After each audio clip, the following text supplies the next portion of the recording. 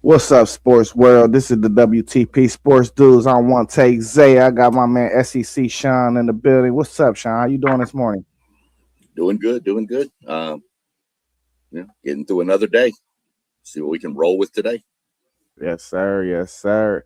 Hey, man, y'all know what it is, man. We back in action. This is Talking Sports Sunday, where we're gonna be talking about college basketball, Saturday result reactions, NBA playoff favorites, and more. All the channels of all the crew is scrolling down at the bottom. Well, furthermore, let's get right into it. Look, Hey, did you go ahead? go ahead. What were we gonna say? Oh, you got story time for us Of today? course, it's Sunday. We Let's always got go. story. Let's go. So I went out with a buddy of mine, and there was a guy sitting at the bar, and he was just depressed looking, just sitting there staring at his glass of whiskey. And some dude comes in, big dude, just grabs his drink and chugs it. And we looked, and we're like, "What is going on?" And the guy just started crying. And the big guy goes, "Man, I didn't mean to make you cry." Blah blah blah. He said, "What's going on? Are you okay?" He said, "Man, look, I came home and found my wife in bed with the postman. I was late for a meeting and got fired. Went to go leave after collecting all my personal stuff. My car was stolen." He said, "I stopped by a guy and bought this little capsule to just end it all. I was trying to get the courage. So I dropped the capsule in my drink and was watching the poison dissolve." And he said, "But enough about me. How's your day going?"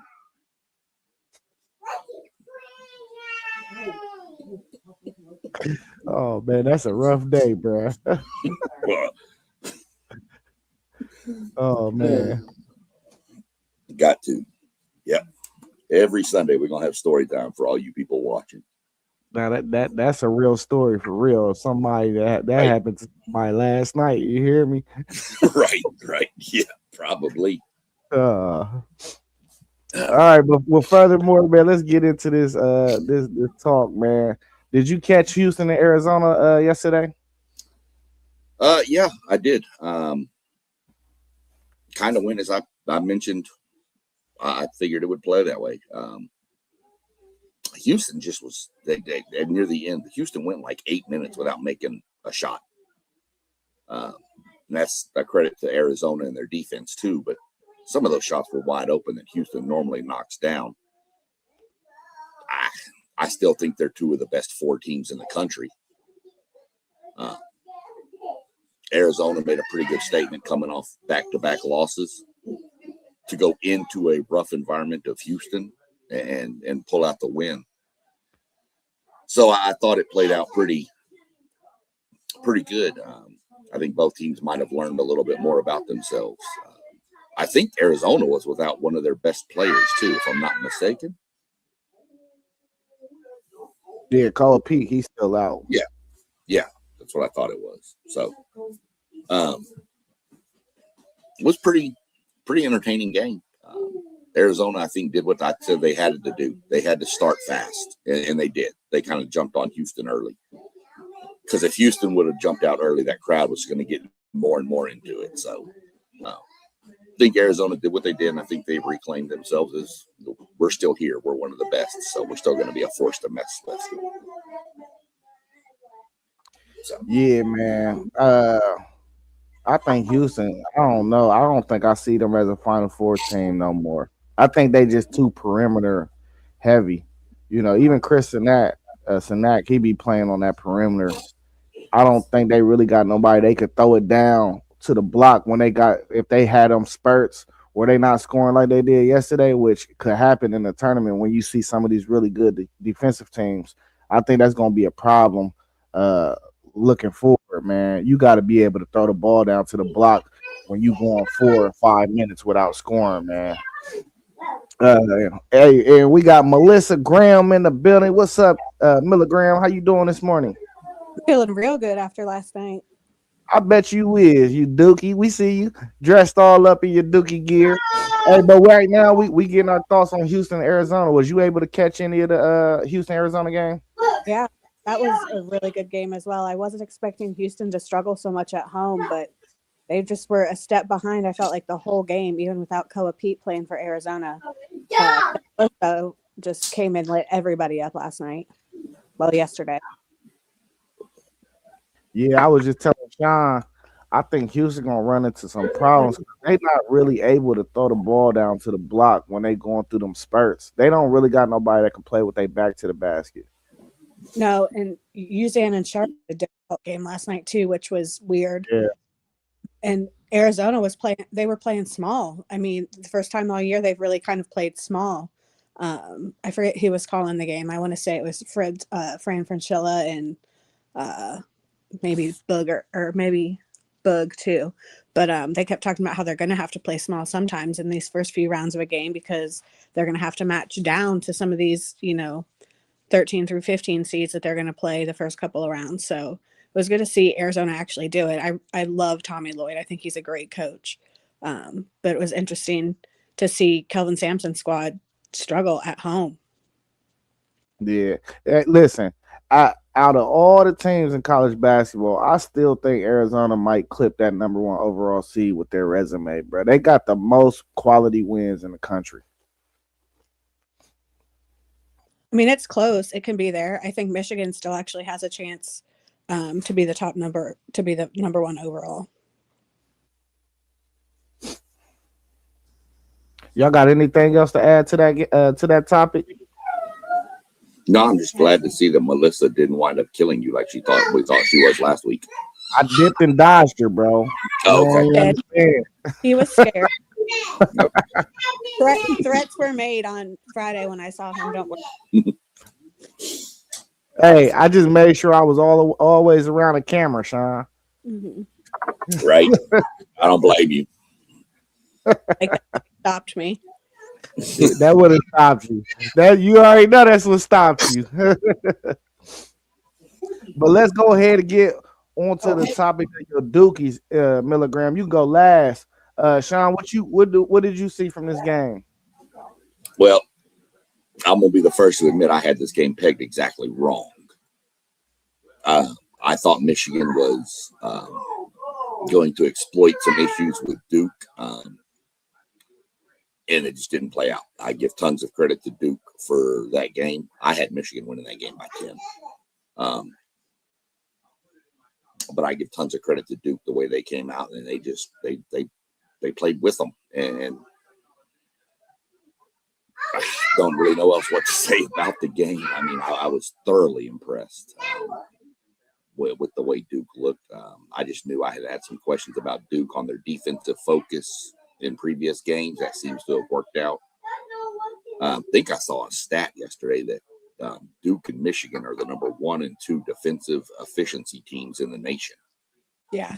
And for the questions I had about Duke's defense earlier in the year, that kind of took me by surprise. So if Duke's got the defense fixed, Duke's really, really scary. Still think Michigan. I mean, I still think Michigan, Houston, Arizona, Duke. I think they're still your top 4. I do agree with you, Zay, on Houston's post presence. I think that needs to get something figured out down there before the tournament starts. But I still think those are the if you made me pick my final 4 right now, I'm probably picking those 4. Maybe I remove Houston and throw Florida in because Florida just looks nasty right now. But other than that, really impressive with the way Duke came out and played that game. I really thought Michigan was going to dominate that game. But props, give them credit. Yeah, I think Duke found the blueprint to Michigan yesterday. They kept them out of transition for real. I thought that was one of the keys to the game, and they hit the boards. They hit the boards with them big boys. So I feel like if you keep Michigan out of transition and you can beat them on the boards, you can get them now. But I will say this though, man, Michigan missed a lot of shots at the rim yesterday. And I'm like, man, y'all some big dudes, bro. Y'all gotta finish some of these easy ones. And I thought that was really the difference in the game. That the fact that they was kept out of transition and that they was missing shots at the rim.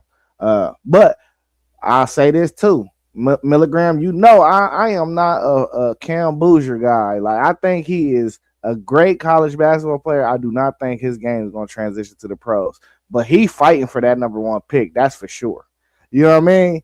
Hey, he took over the game at the end of the game yesterday. and that's what you look for in your top pick. So Duke got mega talent on that roster. I think they're a really good coach team too. I think Shire, he's a good coach, so they're gonna have a chance as well, just like anybody else.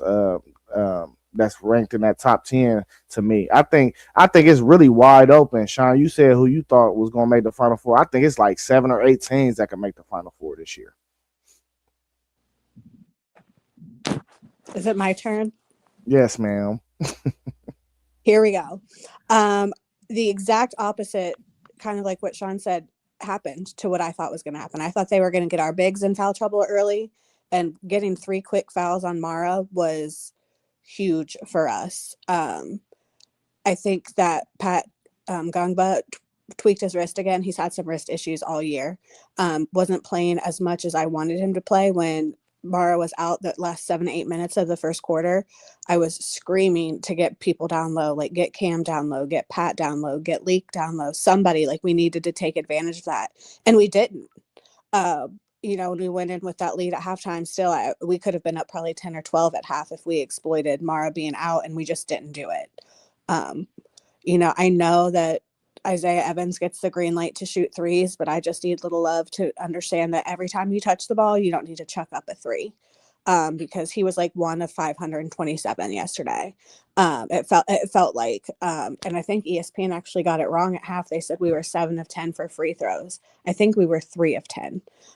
When I went back and looked, I think they messed that stat up a little bit, because I was like, they're naming off people who missed free throws, and I was like, we didn't make 7. But getting Mara in foul trouble early really helped us, I think. And then we kind of just didn't look back. And we're going to go as far as Cam Boozer can take us. And I've said that from the beginning of the year. As far as Cam can carry us, that's where we'll go. Dame locked down Elliot Cadeau, and Duke has made Elliot Cadeau his bitch every time we've played. And it's fantastic to see, because I can't wait for his mama to start tweeting Duke people again like she did last year at UNC. But we shut him down. Dame did a great job on him defensively, and when Caleb was on him, he did a great job defensively on him. They kept talking about his no-look passes. Great, he's not scoring. Like, you keep talking about his 40% from 3. He didn't make his first shot till like 4 minutes to go in the second half. He did get to the line a couple of times. We shut down Yaxel Lindenberg in the second half completely. I think he scored 16 to 18 points in the first half, maybe 6 or 7 in the second half. Which again, I really expected their bigs to get our bigs in foul trouble. And our bigs did a great job of staying out of foul trouble. There towards the end, we did a really great job of keeping Mara out of the paint and rolling somebody else down, keeping, Pat up doing some ball screens. But it was a fantastic game. I wish some more shots would have gone down. I wish we could have had a bigger lead at half, just because of the situation that we were in with Mara sitting on the bench for 8 minutes at the end. Coach of the Year talk, John Shire is not in any Coach of the Year discussions. You got people like Bill Self, who's, got embarrassed by Cincinnati yesterday, with Peterson playing 32 minutes. That's the most minutes he's played, I think, in 2 games combined. And so, like last week, he only played 18 minutes against Oklahoma State. And then you're playing 32 minutes against Cincinnati, and you still get beat by 20 at home, or almost by 20. I was really proud of Nick Hamenia yesterday. He gave us huge minutes on the defensive end as well. And they always talk about, on game day, they're talking about 50-50 balls. Duke's going to get those 50-50 balls 98% of the time. I mean, we had kids all over the place on the floor last night digging for those 50-50 balls, and I think that's kind of what helped us as well. So I was really proud of him. So proud of John and the staff. He did a really great job of preparing us and calling a decent game. There's times I've been a little bit critical of them, and I think I said last week, of letting them play so freely too often, where maybe we need to calm down and call a set and get ourselves organized. I think last night was probably the best of that I've seen. Playing Duke has always played in February a neutral court game, non-conference game, and I think this right here is why. I think hopefully we'll see some more of those non-conference neutral site games late February. mid to late February from some other people and see atmospheres like that. It was a hell of a game from start to finish. And my dad texted me right before and he said, "How are you feeling?" I said, "I want to throw up." And, so we're calling after timeouts and things like that. And just by the end of the game, I was like, wow, we really did this. Like it could have gone either way. And it could have been Duke losing by 5. It could have been Duke losing by 20. We've seen Michigan go on a heater and just blow teams out before. But our defense was really good. Let's check out Donnell's comment right now. What's up, Donnell? How you doing? He said them refs gave Duke that game with 2 crucial calls at critical times, like that travel when Michigan player dove for the ball and the one on Michigan center when he had to sit out. Listen, reffing is reffing, man. It ain't never gonna be perfect. I didn't think the game was reffed good yesterday. It wasn't bad. It wasn't terrible or awful, but it wasn't a good ref game. It was somewhere mediocre area. So, man, listen, you have multiple opportunities in that game. If you Michigan, they missed a lot of open shots yesterday too. Can we talk about how many open shots they missed? I thought really Lindenberg, he played well, but he even missed some crucial shots towards the end of that game where he was just wide open. So, we could throw the refs in there. Refs is always going to be a problem, though, like in sports. It's a man. It's men. You feel a man person, or a woman. You feel me? So, we always going to have some missed calls in the game. It was some crucial calls, but I feel like Michigan could have won that game regardless of the reffing yesterday. Well, and when you have the ball and you slide across the floor for 4 feet, that is in traveling. And there were a couple of calls that the players wanted Dusty May to challenge and would have gone Michigan's way, and Dusty May didn't challenge. So cry more and play better and win the game next time. Well, I will say there was a play also that Boozer dove for the ball and slid across, and it wasn't called traveling. So see, that rule is iffy to me. What is and what isn't? How far is there like a measurement? Do you have to slide 3 foot or 4 foot? Or if it's under that, is it? So the one play that I thought, if you want to say anything, and it was reviewed, was the Mara block in the second half. And Michigan was kind of on a run, and they called goaltending. And I still think that was the wrong call. I think that was a good block. Yeah. I don't think that ball was on its way down yet. However, calls are going to be missed, and it was reviewed. If you're going to trust in the review process, you got to let it play out. And that's what they said. That was that. It's not like the ref said, no, we believe what we said was right. They went to the monitor, they looked at it, and they still said, nope, ball was starting to come down. Okay. And the only person on the crew I knew was Roger. Were the other 2 officials Big Ten officials? I don't know who the crew was. Roger Ayers and then 2 other guys I hadn't heard of before. The only crews I know of are like football crews, and that's normally because I know the SEC crews are garbage. Yeah. Well, and Roger Ayers is going to call shit calls whoever he's calling for. So, again, if you want to win the game, play offense and play defense and make shots. And we played better defense and we made more shots. Yeah, well, I'm about to say Michigan. Yeah, Michigan was 6 for 25 from 3. It felt like way worse than that too, though. It felt like that just watching the game that because they wasn't making no shots for real, and that's kind of surprising because this is a good shooting Michigan team. Here's with you hear about Michigan size with Mara and all that stuff. Duke out rebounded them 41-28. Yeah. And 13 of those were offensive. Mm-hmm. There's your game right there. Where's the big part? They out rebounded them on the offense 13-8. There's your game difference. That's 5 more possessions for Duke. And then you got to look in where they at the end of the shot clock, Duke shoots, ball bounces, they get a rebound, they get another 20 seconds. Did they extend defensive possessions for Michigan to wear them out more? So you'd have to look at all that. But for Michigan to be out rebounded by 13 is pretty impressive from Duke. Oh yeah, and our guards did a really good job of getting the balls, of getting some rebounds too. Yeah. So listen, Milligram. I'm glad you mentioned your guards because I thought K and Boozer came in and gave y'all valuable minutes. I felt like the offense was still flowing when he was out there, and I think Dame Star and his defense was a real key in this game too. You know, he can guard 1 through 5 for real. So I like those two guys.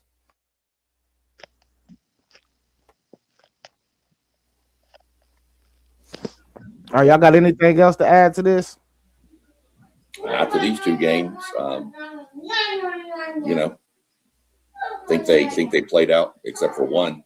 I went 1-1 on my picks between them, but out of those two games, 50% seems pretty good with you considering who was playing.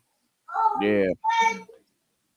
All right, which team or player had the most impressive I performance can't hear you, this Zay. week? Yeah. Can you hear me, Sean? I can hear you. You got to go out. That's why or something. See, can you hear me now?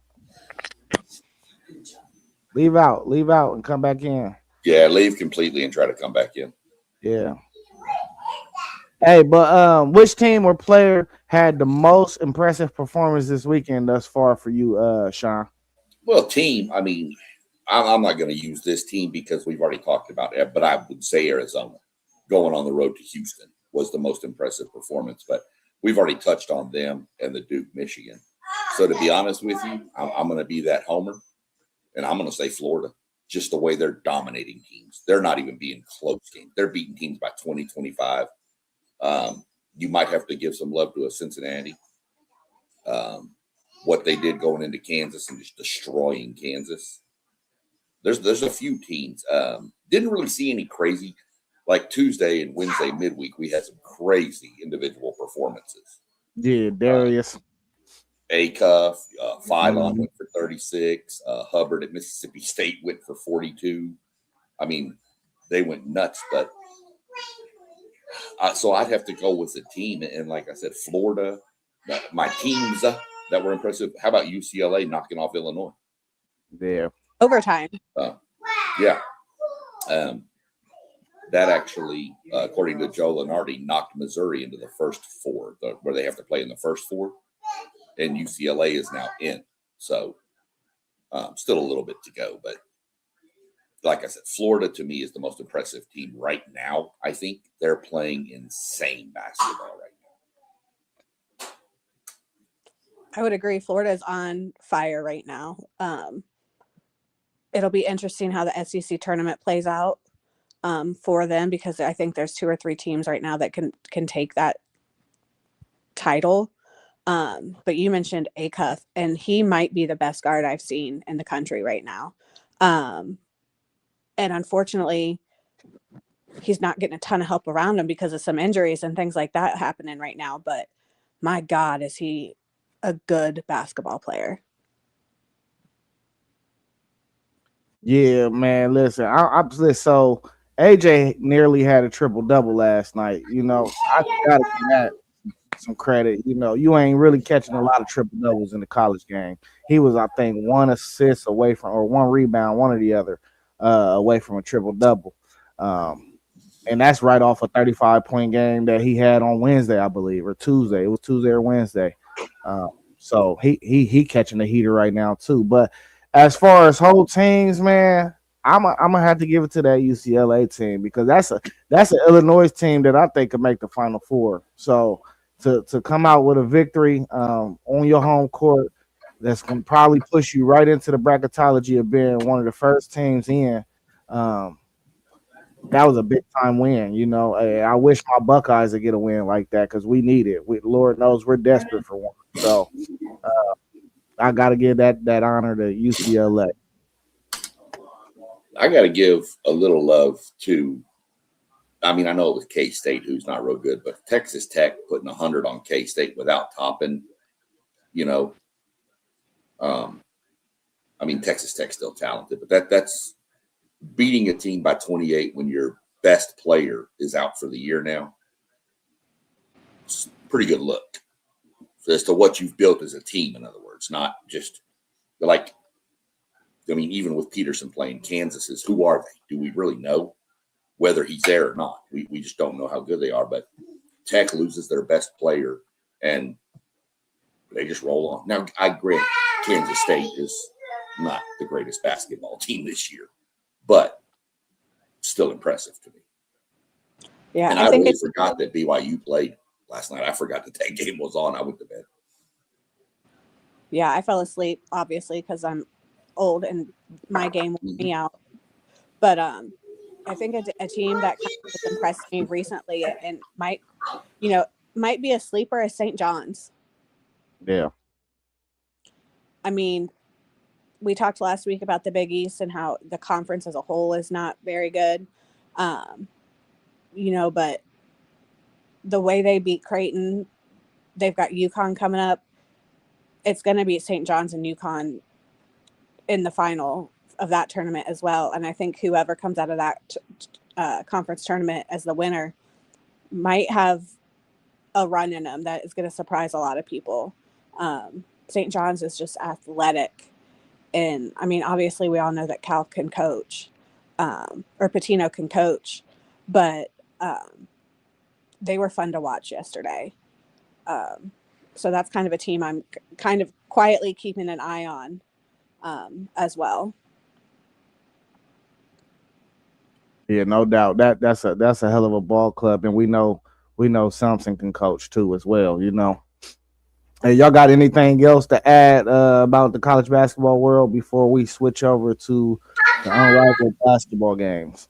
You know who's not really getting talked about anymore since they've lost a game or two? Nebraska. Mm-hmm. Yeah. You're not hearing anything about Nebraska since they're not undefeated anymore. And they're just quietly sitting around that 2 or 3 seed right now. Right. They're just, and if I'm a Nebraska, that's where, hey, fine, leave us out. Don't talk about us. We're good. So I was just like, you know what? I haven't heard about Nebraska since they lost a couple times. So yeah, still sitting in the top 10 though. So, yep. All right. Have y'all been able to catch any of the women's unrivaled basketball games? And if you have, can we get your thoughts? Haven't watched, didn't even know what was going on, to be honest with you. I mean, anything I've seen has been on social media, but yeah, I listen. I just came across a game yesterday, and it's real similar to the Big Three, of course. A little bit different in the type of rules, but sometimes the games get it. Like the game I watched yesterday, the game got up to the 90s, so it was like a whole game instead of just like sections, But man, I'm telling you, I think that thing is better than the WNBA. I ain't gonna lie. I think it's a better product than the WNBA. And after I watched it, I got on YouTube because I didn't know what was going on until I came across the game yesterday. And I seen that they basically had like a little all-star event where they had a one-on-one basketball tournament and the winner received $200,000. And this happened like a week and a half ago. Wasn't that Chelsea Gray? You said what now? I think Chelsea Gray won, didn't she? Yeah, Chelsea Gray beat Alicia Gray. So I'm like, I watched it and I'm like, man, this thing is dynamite. Like, how did I not hear about this when this was going on? Because really, it looked real exciting. And now I'm talking about you got different matchups that I think a lot of people be interested in seeing, especially if the men's All-Star Weekend adopted it. You got Paige Beckers out there going against Kate Martin, so it's like you getting your stars, you getting people that people actually want to see, and with the money on the line, 200,000, second place got 50,000. They playing hard. So I thought that was a real interesting thing that I seen about the unrivaled league. I got to keep my eyes on it more. And I'm sure that the pace of that game is fast compared to what you might typically see. Like, I can watch UConn, I can watch South Carolina, I can watch Tennessee women's, Ole Miss, because they move fast. I don't like to I want to see a kind of a upbeat paced game in the women's game. Yeah, it was fun. I think they condensed the court a little bit too, just because it's 3-on-3 and they go on full court, and that's different than the big three. It's not full court, it's some other guys. So all these women are still professional. They're in the midst of their careers. So I think that's a part of the product that makes it better. All right, we can move on.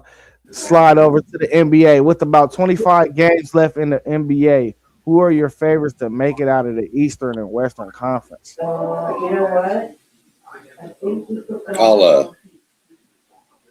jump on this, I guess, first here. I know I'm probably in the same boat. I remember Melissa mentioning a week ago or whatever, last time we were on together, that you're kind of like me. You're not a big NBA person. I'm just not.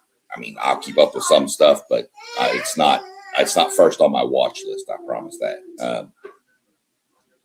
I think out of the West, you still got to go through Oklahoma City to get there. San Antonio looks pretty good too, though. So, and if I'm not mistaken, I think San Antonio's beaten the Thunder 3 times this year, maybe 4. So those are probably my 2 favorites, San Antonio and OKC. Out of the East, I still got to look at Boston with Tatum coming back and what's he look like. I mean, they're still sitting number 2 right now in the Eastern Conference. So you got to keep an eye on Boston, Detroit, which is kind of my shocking team for the year is Detroit. I expected Detroit to be better, but not quite this good. But I still think that Boston is the team to deal with, especially with Tatum coming back. Can you imagine getting him back just in time for a playoff run and being well rested and 100% healed? Like, oof. And I just love Jason Tatum. Like, I don't have a dog in this fight at all. But if he comes back and he's 100% healthy and well rested,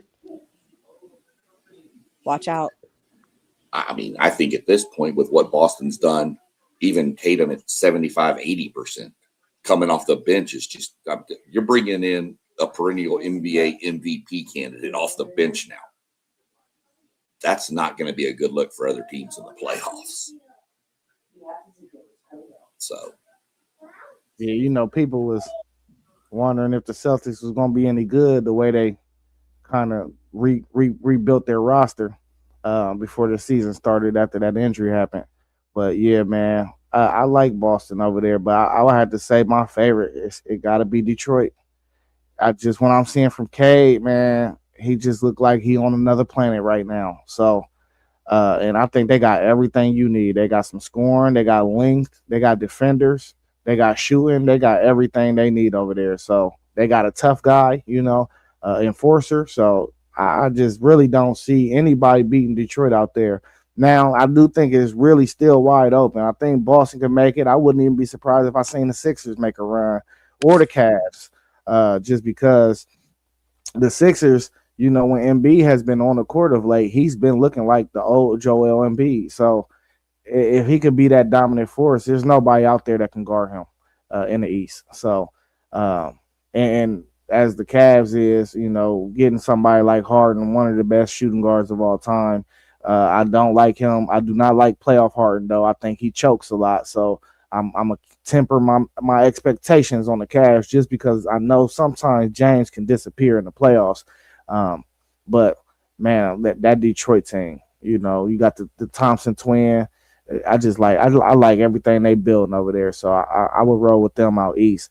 And the West, I'm with you, Sean. It's between the Spurs and OKC. And really, I wouldn't count out my Lakers, though, because I seen Luka go through the West before and drag a team to the finals. And the way he playing on the heater right now, and AR been balling since he came back, as long as we make it to the playoffs with relatively no health issues, I like our chances. We got big wings everywhere. We could play LeBron at the 5 with Vando, AR, Luka, and Rui, and switch everything. So I like our chances as well. But that Spurs team, man, they got.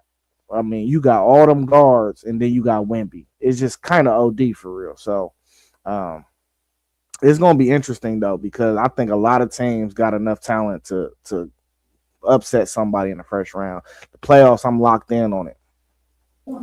Yeah, I mean, I'll agree with you. I could see the Lakers make a run. I've obviously, being a Mavericks fan, I've seen Luka do it. I've also seen Luka be Luka and go off for 50 one night and go off for 12 the next night with 9 turnovers. The same thing with Harden. That's why I don't pick Cleveland in there. I've seen Harden.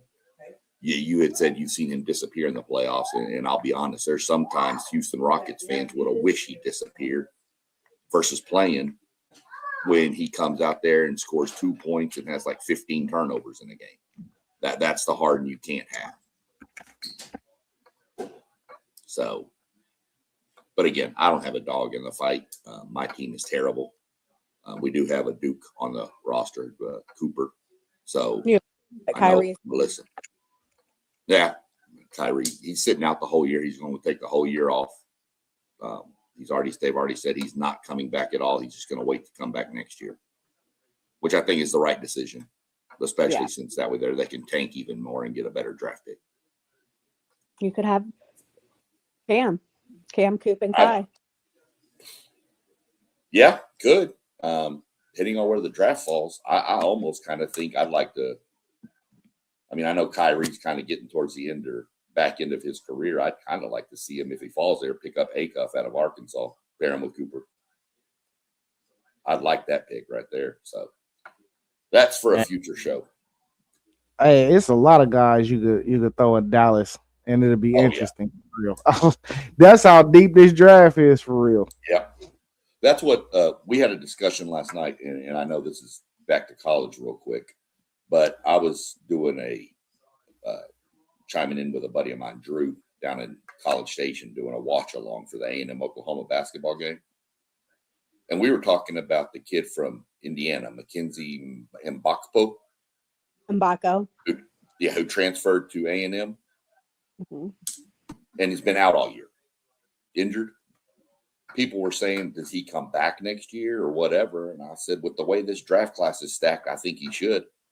Because being out all year, his draft is going to fall down because he hasn't played. And all these freshmen that are jumping in there, I said, I'd come back if I were him just to get an extra year and hope next year's draft class isn't quite as deep as this one. Mm-hmm. He was at Duke last year? No, he was admitted to Duke. Oh. Yeah. Academically. And so he went to SU, played for 2 years, 1 year? 1 or 2 years. I think he's actually a junior.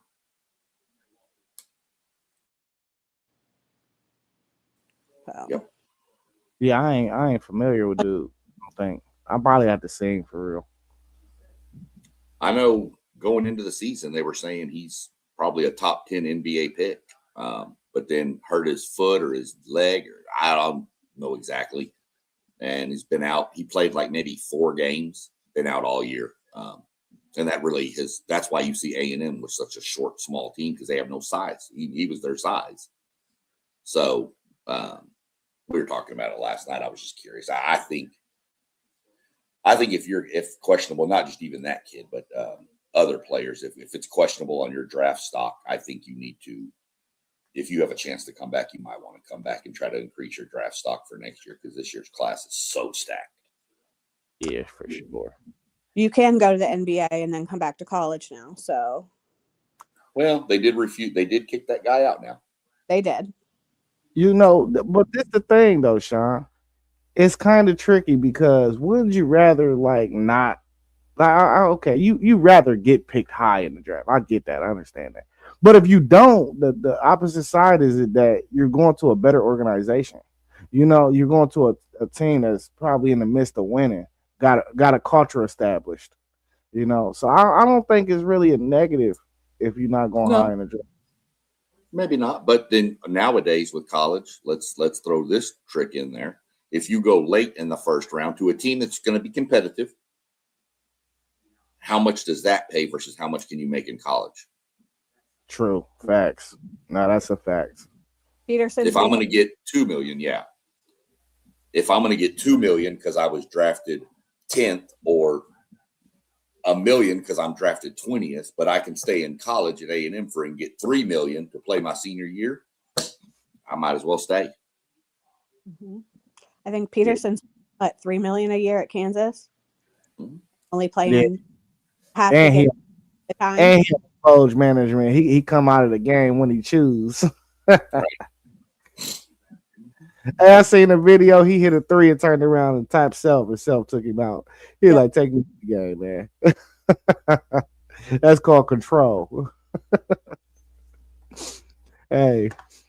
All right, hey, listen, this question came straight from a chat that I was in on my phone, and it got kind of heated. Who would you prefer, Kawhi, KD, or Giannis on your team right now? I had to ask this question on stream because everybody think they're right when really this is just a subjective question, and I just wanted to get y'all's thoughts of it. I'll say Giannis. I like Giannis. Yep. I'm saying Giannis too. Well, my brother's gonna be real happy y'all just said that. It's a landslide. Hey, listen, I would say Giannis too, for real. Just right now, gives you more. I think Giannis gives you more at this stage of their careers between those three. I think Giannis gives you more on the defensive end with the rebounding and the blocking and all that versus KD or Kawhi. And I think Giannis can still be a force scoring the ball. I think he's more of the all-around player at this stage of their careers.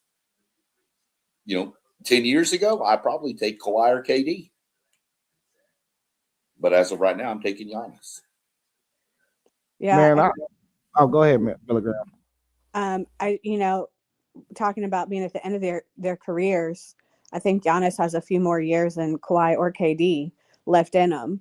There are a lot of guys in the league that need to be looking at hanging up their shoes and moving on from ball. Like you're good. You've done your time. You've done what you needed to do in the league. You've done what you needed to do. You've got more money than you know what to do with. Like it's time. You're sitting on the bench injured and in the training room more than you're on the court for some of these guys. And it's time. Bron's my age. It's okay to hang it up. It's Kawhi and KD gets hurt every third game. Like it's okay to say, you know what, I've done what I needed to do and end your career on a high note instead of ending your career with another torn Achilles or another torn knee or something. Like it's okay to hang up your shoes sometimes when it needs to happen. Yeah. Kawhi been on a heater lately though. I ain't gonna lie. He been on a heater, I tell you.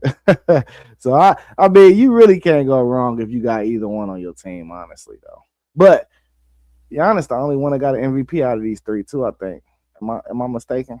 Did KD got an MVP? I think he got an MVP. I thought KD got one. Might have one.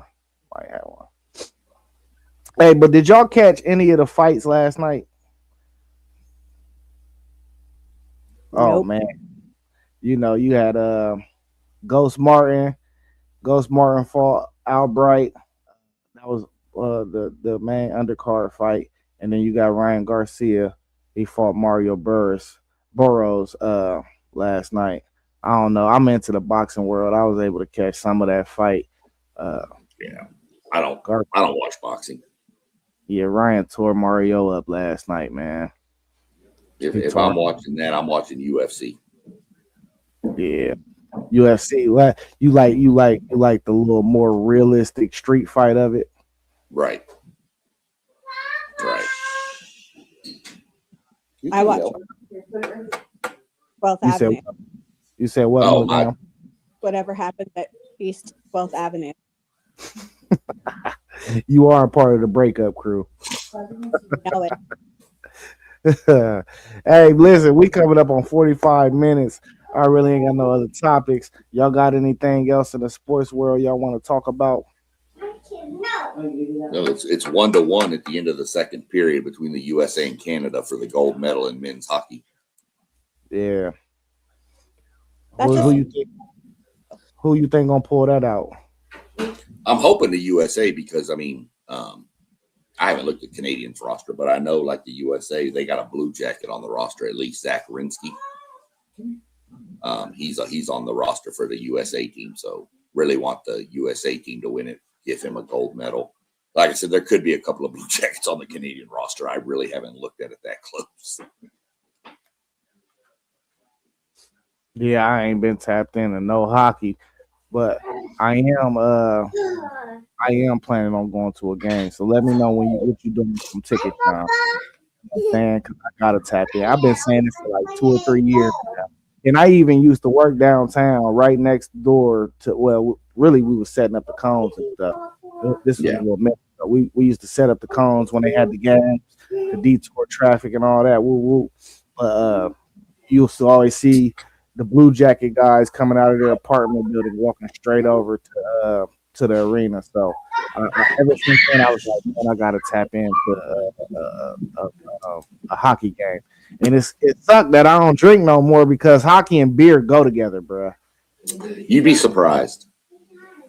You'd be surprised when you go there because it's actually such a quick-paced game that if you're not like trying to get a beer from the little beer vendor and have to go to the in between the break, in between the periods, you're gonna miss part of the stuff. It's just that fast-paced. I mean, when we go to the games, I'm normally one first period, one at the second period, and then I'm done by that time because the third period's on and I'm just sitting there watching. And where we sit, if you order from the beer vendor, it's like a waiter and they add like 15% gratuity to your tip, to your food order, even if it's just one beer. you got them fancy seats. Yeah. Club level. Big money, Sean. Season tickets.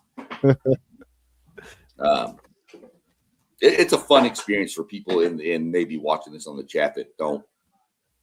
It's a very fun experience. My wife, she is into sports as I am, of course, but she got tickets to a game for my birthday a couple years ago, and we went, and she was just going because it was my birthday, and then she wound up loving it, and then we wound up buying season tickets, and now she loves to go to the games. Yeah. Columbus puts on a really good fan experience, I'll tell you that. Yeah, what's up? What's up, Level Up Sports Team? Hey, my bad. I couldn't make the stream yesterday, man. We celebrated my daughter's birthday. Her birthday is actually tomorrow, but we went to the Winter Festival out in Polaris yesterday, and I had a ball. Got there about 10:30. I live in Polaris. Where is the Winter Fest? It was it was right by Dave and Buster's in this little thing. In the mall? Yeah, yeah. So they had like bouncy houses in there, just like little balloon. I don't even know what to call it. The balloons was just floating and blowing around, go in there, play with the balloons and giving out a whole bunch of candy. She got to meet Bluey, take pictures with Bluey. So it was a good little experience. Yeah. Yeah. Like I said, I didn't even know about it, or I'd have met y'all over there. Yeah, brought my granddaughter with us. She got all this candy, this cotton candy, man, this ring pops, everything, man. Hey, I had to say the little girl, she dropped a cupcake on the ground and tried to embarrass me and eat it off the ground. I'm like, get your tail over here. We eating off the floor. But she about to be the big two tomorrow, man. Time is flying. Yeah. Happy birthday to we. Happy birthday, big two. It feel like just yesterday she was born, bro. Telling you. Go ahead. That one you might hear behind me screaming. She turned 3 March 31st. And bro, let me tell you, that next year is amazing. They get so much more involved that next year. It's great. I can't wait, man. Hey, listen, I'm about to take her to her first basketball game on Tuesday. So, you know what I'm saying? Trying to get her in the loop right now, Get her in the loop right now. We're gonna get her interest, pique her interest. She already don't like girl toys. She only like boy toys. She like the dinosaurs. She don't like the Barbie dolls. Yep. What you say, Telegram? Start her thing, she'll turn out. Yeah. Yep. I'm working on mine. She knows. We were watching the race yesterday, and she straight up said, "Oh, it's NASCAR." She already knows. I already got her walking around with the Gig'em sign. I got her doing horns down. We're treating her right. Hey, my last question though before we get off the screen. What is y'all's favorite sports movie of all time? Or y'all can give me a few.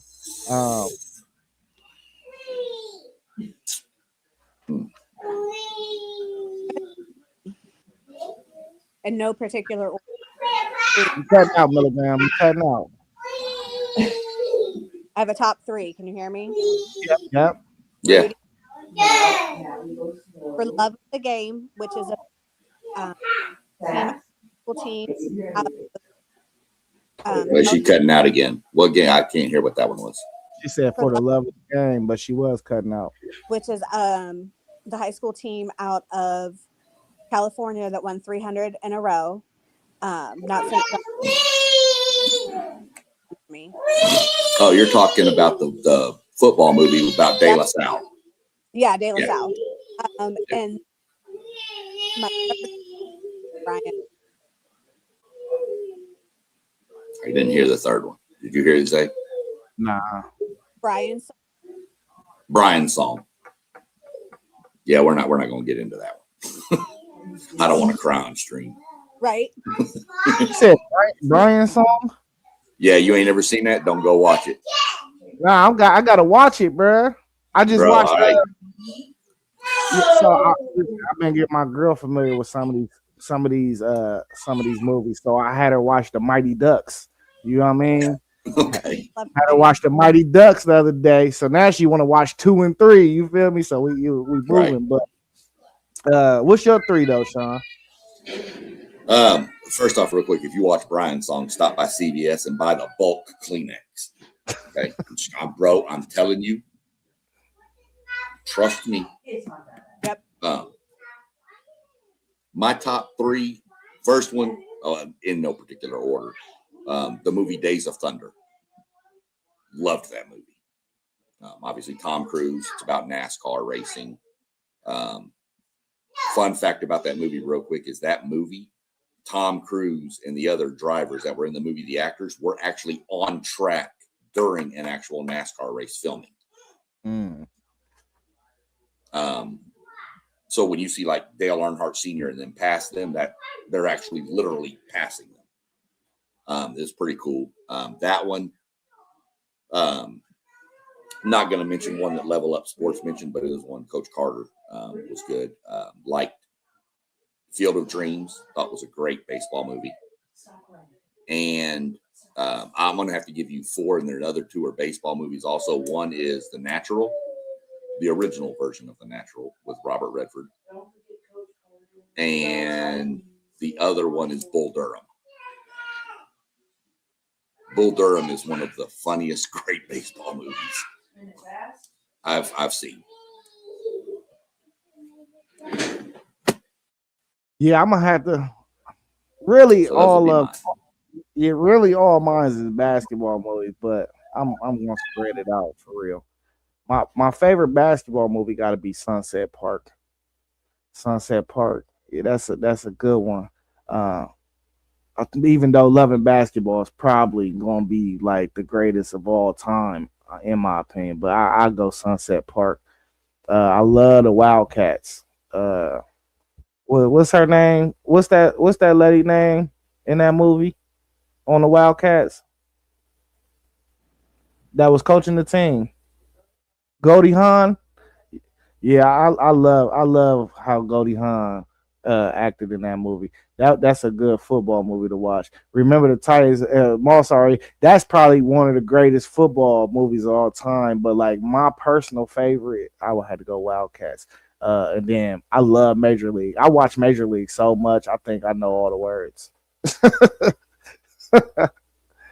Yeah, I'm gonna lie with that. Major League was pretty good.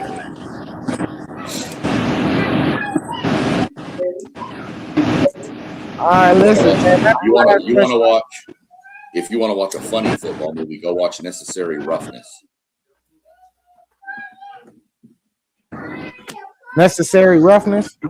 Yeah, it's kind of about like it's quote unquote, it's University of North Texas. And they just have like no players, and they have to bring all these people on from all over the different areas, and they all come together. I think like Mean Joe Green's in it. There's just it's a funny movie. It's a lot of great sports movies though. Like really, he said Blue Chips. Blue Chips. That's a great one. Coach Carter's greatness. Yeah. I mean, there's a ton of them though. There's like Melissa mentioned for Love of the Game about De La Salle. Yeah. There's another one called Dallas Carter, which is about Dallas Carter High School and their football team that was one of the best, if not the best in the nation. Had like 9 D1 kids on it. Jesse Armstead wound up playing for the Giants, was on that team. There was like 9 D1 starters on the defense. Yeah, they were nasty. And then they were ruled ineligible. Then they weren't. And they were. Then they weren't. Then they won state, and they told them they were ineligible, so they took it away. And then all of them wound up going to prison, except for like 2 of them for robbing stuff. It's a pretty good movie, though. I mean, seriously. Odell Beckham Jr.'s dad was actually in that movie because he was on the team one of the teams Carter beat. So, there's one about the UTEP basketball team. Yeah, I think was that the one that played Kentucky? Yeah.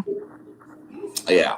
Played brought his team down. It was the first white versus black game. Yeah. I forget the name of it, but it was a great movie as well. Yeah, I can't remember the name of that one either, but I do remember. I do remember that. We Are Marshall is another good one. If you haven't seen that one will have you crying too. There's one, and I just watched it a couple of years ago, about a football player from Arkansas at University of Arkansas, and they give an award because of his glasses. And one of our players, when I was in North Carolina 10 years ago, got that award. So I ended up watching the movie, and that was really good too. It was a great story. Yeah, that was the kid, I believe, that was killed in a car wreck. Yeah. He was actually from the hometown Harrison, Arkansas, where my mother lives. So, see, y'all like the emotional sports movies. I could tell. I like all kinds. I like the funny major leagues. I like the Caddyshack. Give me Air Bud, bro. Yeah, get Air Bud, The Longest Yard, things like that. The funny stuff, but I also like the ones that are. I mean, those are true stories, though. Those are going to be the more emotional. Brian's Song's a true story. Yeah, you hip to hurricane season? Uh-uh. Yeah, hurricane season about a high school basketball team, and they went through Hurricane Katrina. It's based on a true story. It's a good watch. You should watch it. They ended up going to the state finals, even though they had to piece together their team. A lot of them was homeless, and so that's a good watch too. That's one of my favorites of all time too. Yeah, you're always going to find out with the true stories are going to be more emotional based. Yeah, but Brian's Song will wreck you. Oh yeah, absolutely wreck you. Yeah, it will. I'm gonna watch it too, and if it don't wreck me, I'm gonna hunt you down this time, Melissa. Oh, it'll wreck you. What's there's one about what's Texas's stadium named? The coach Texas Stadium's named after Darrell Royal. Yeah, there's a movie about Royal and a quarterback. Maybe I wish Brown were on here. Probably. I'd have to go look that up. I'm not too keen. We need Rob or Doug to jump on. I'm not too keen on the University of Texas stuff. Yeah. That was a good movie, though. There's just a ton of them. There's a movie out there called, I'd have to look the name up and I'll have to shoot it over to you. But it's about it's a high school team in Texas, a football team. And it's like a bunch of orphans. And how they all come together from different, background. And it's pretty crazy how they put the team together and all this stuff. Pretty good story. And it's a true story too. So I like the true story sports movies. They're more, I do like a good I do too. Don't get me wrong. Don't get me wrong. Thanks. Check out Hurricane Season. You'll like that one, Sean. Yeah, I'll look that one up. For sure and check it out. My wife likes a lot. There's one called Last 22. It's about a stud football player who loses his eyesight and becomes like the center at one point, and then they put him in it full. That's a good movie. So there's just a bunch of them. You could do a whole show on sports movies. Facts. All right, we at our hour mark. Y'all got anything else y'all want to talk about? It's almost March. Yeah, March Madness. The tournament is about to start too, man. My nephew been out here balling. You hear me? He been balling. Their last regular season game is on Tuesday. That's the game I'm taking my daughter to. The first game. We think we got 2 weeks left in the regular season. Yep. Nice. In college. Yeah, in college. We got 2 weeks left in the regular season. Let me give some love out to my friend Nolan Smith's Tennessee State Tigers, who are currently number 1 in the Ohio Valley Conference and are on, I think, a 5 or 6 game winning streak. He's completely turned that program around, so I'm super proud of him. Nolan was a dog, man. He was a dog. I've been watching the J. Cole tour on YouTube, and he stopped in Tennessee State. They ran some 5-on-5. Nolan was out there still killing. Looked like he could still go. But all right, man. I appreciate y'all for joining the stream. If you in the chat, please like, comment, subscribe. All the channels are scrolling down at the bottom. Thank you, Milligram, for showing up. Hey, y'all gonna start seeing a stable of Milligram because I'll be on her tail at work. Like, hey, Milligram, you the woman talent. You got to show up, So thank you, Milligram, for showing up. You do need some looks on the show. SEC Sean, appreciate y'all, man. Y'all have a good rest of Sunday.